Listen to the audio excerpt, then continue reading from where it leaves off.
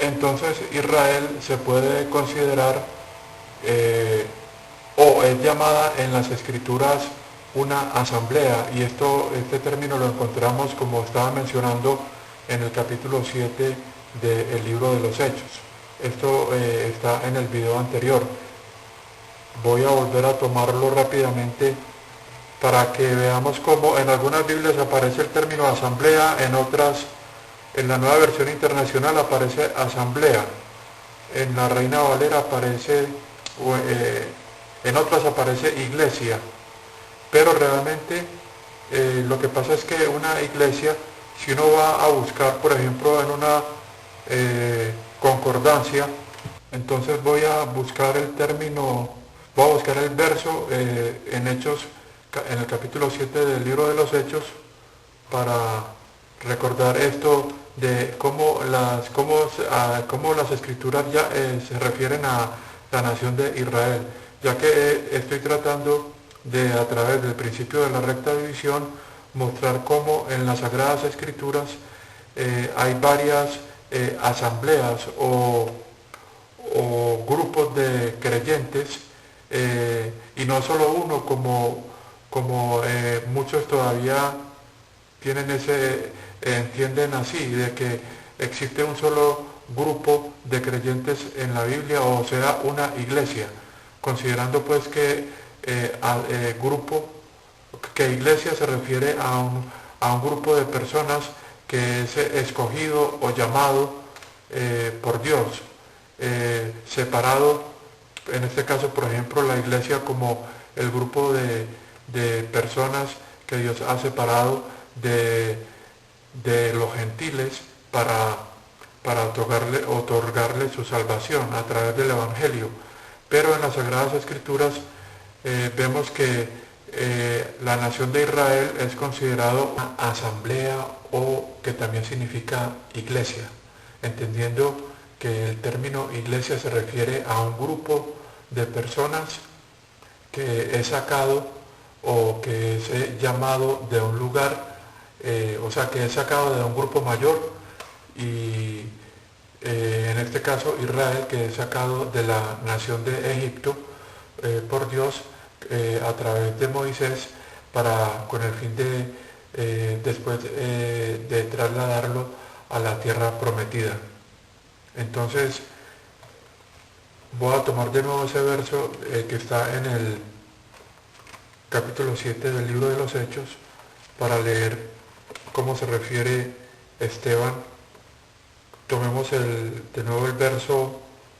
30 desde el 35. Vamos a leerlo desde el 35, capítulo 7 del libro de los Hechos.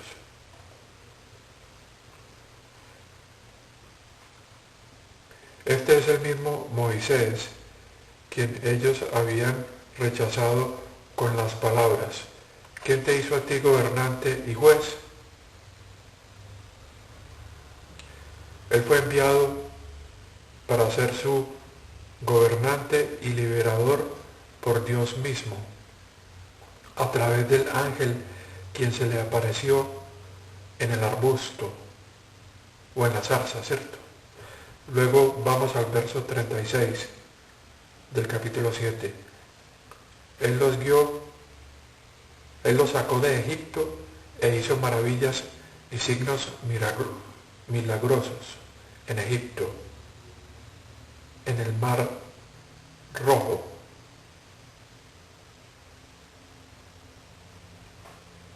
o sea, mar de las cañas. Y dice acá que también se lee así: y por 40 años en el desierto.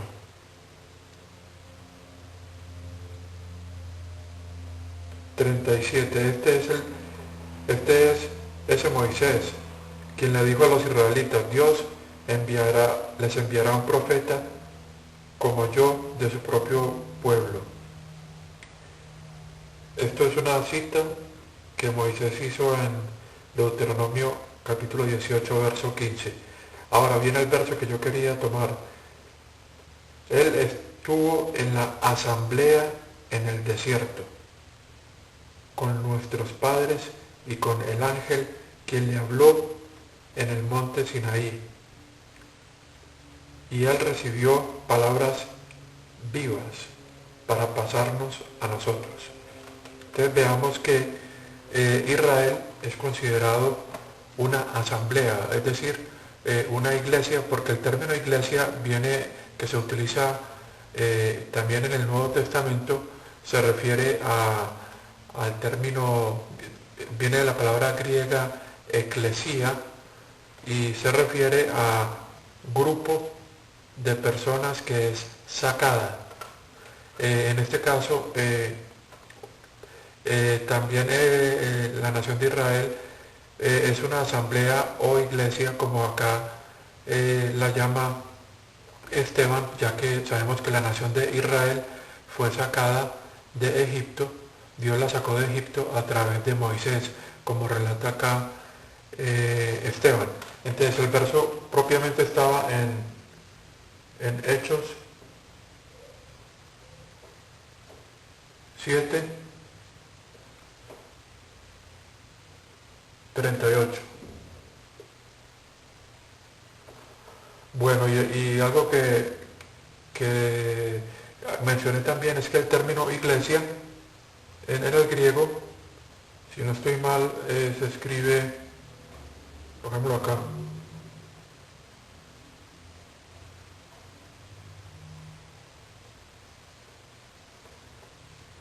puedo estar equivocado en alguna letra, pero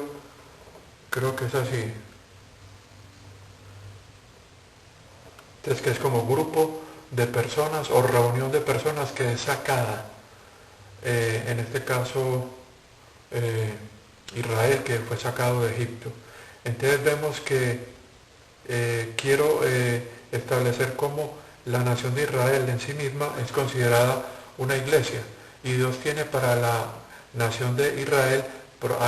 promesas, tiene que realizó o que están en las Sagradas Escrituras, y como mostré hace poco, a Israel ha heredado, y lo vemos en Génesis 12, que Dios le hace una promesa a Abraham, que después se establece el pacto de la promesa en Génesis 15, y que entonces a Israel, ya una vez cuando la nación se forma, una vez sale de Egipto, Israel hereda esta promesa de Abraham, porque el proyecto, como he mencionado ya muchas veces, de Dios era a través de Abraham, de un descendiente de él, que en este caso fue Jacob, al cual le cambió el nombre y le puso Israel. A través de sus 12 hijos se formaron las 12 tribus de Israel, que sabemos que después fueron esclavizadas en Egipto, y posteriormente a los 430 años, como está relatado en el libro de Gálatas, Dios establece el pacto de la ley en el monte Sinaí con esta nación. Entonces, esto en cuanto a Israel, que estamos tratando de diferenciarlo de la iglesia o grupo de personas, grupo de creyentes que se formó en los evangelios, porque entendemos o debemos tener en cuenta que como la nación, ya lo he mencionado, no fue obediente al Antiguo Testamento, y que esto está ya, aparece en muchos textos en los profetas y en otros textos del Antiguo Testamento. Entonces fue necesario que para el cumplimiento que Dios le hizo, el cumplimiento de la promesa que Dios le hizo a Abraham en Génesis 15, por ejemplo acá, que fue cuando realizó el pacto de la promesa, como Dios, este pacto fue un pacto incondicional, y sabemos que fue el pacto de que le prometió a Abraham, como vimos, de que iba a heredar desde el gran río de Egipto hasta el río Éufrates. Entonces, como Dios realizó esa promesa con Abraham y fue una promesa incondicional. A través del nuevo pacto es que Dios mandó a su Hijo, quien cuando comienzan los evangelios comienza a ofrecer. Acá pues sabemos que se promete el nuevo pacto, porque sabemos que el nuevo pacto se hizo necesario debido a que la nación fue desobediente al antiguo pacto. Entonces acá, cuando llega nuestro Señor Jesucristo en los evangelios y comienza a predicar el evangelio del reino, el cual comenzó a ser predicado por por el precursor que fue Juan Bautista,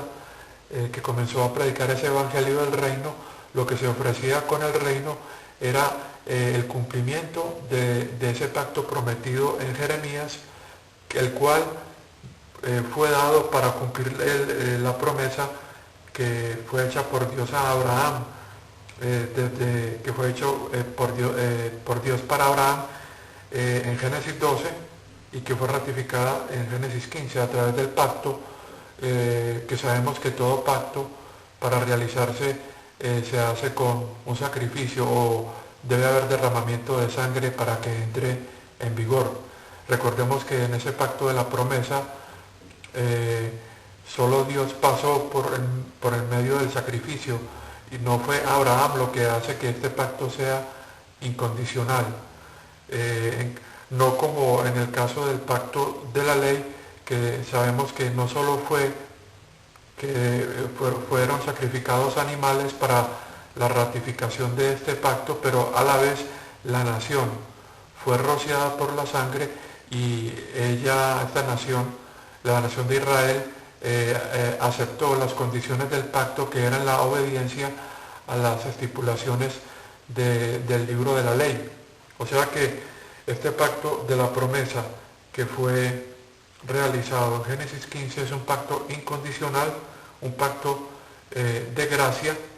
y en cambio este pacto de la ley realizado en Éxodo 24 es un pacto este es un pacto de gracia y este es un pacto de obras.